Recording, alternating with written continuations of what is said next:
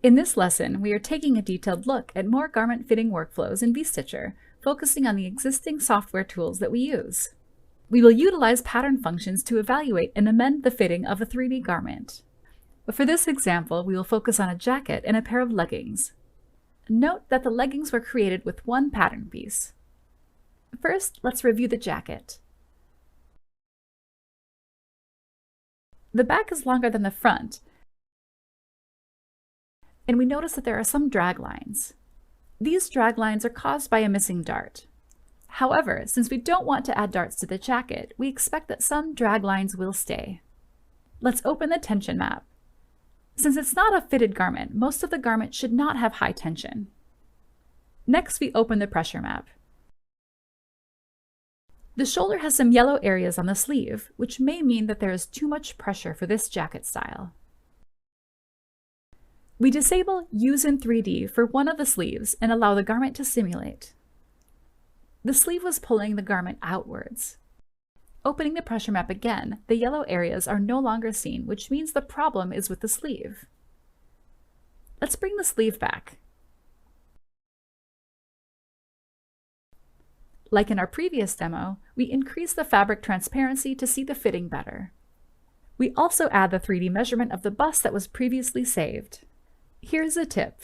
If using Olivia, we can determine the correct positioning of the measuring tape by changing the avatar textures to fit markers and draw the measurement according to the present markers. We use this measurement as a reference to trace the bust position with the pen tool for the front and back patterns.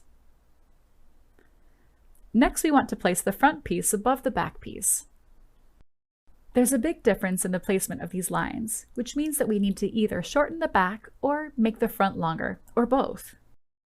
Let's fix both the front and the back patterns. We will start with the back pattern. Since the bottom line already has a nice curve, we reduce the length from the top. We enable multi-move and reduce the center back point by 1.5 centimeters. Then adjust the curve to be smoother. We dress to see the results. It looks much better. Moving on to the front pattern, we first disable the multi-move and click on the bottom lines. We drag them down slightly and bring this corner point back to ensure the side seam matches. Now we have the length shortened and the garment looks more balanced.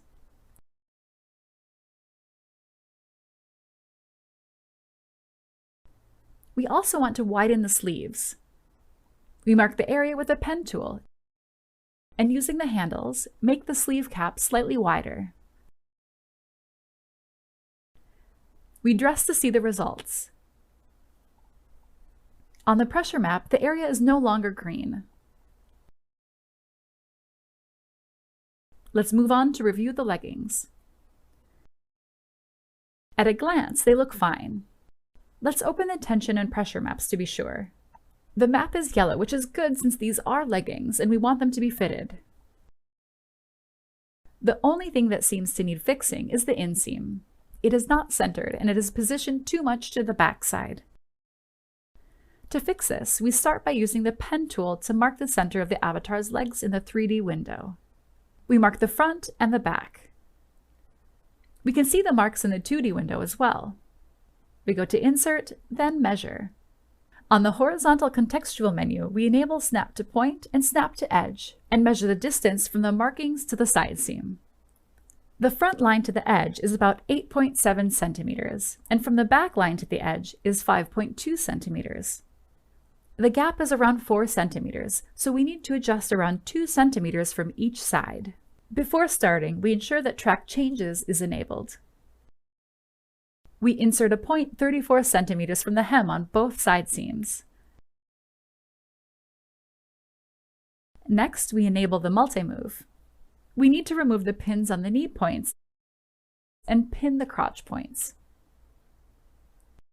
We move the new points we added on the back 2 centimeters outwards. On the front side seam, we do the opposite and move the points 2 centimeters inwards. We reshape the lines slightly by making them smoother. We dress the garment, and that's it. The leggings are ready. and this outfit is balanced. In these two videos, we saw that detecting a fitting problem in a garment and solving it is sometimes challenging. Using 3D tools makes it easier to use trial and error when adjusting patterns, as we get to view real-time changes in 3D.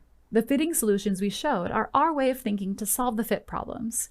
We hope that you will take the tools, practice them in your workflow, and match them to your needs and your way of thinking. For more information, check out the Browseware Help Center at support.browseware.com.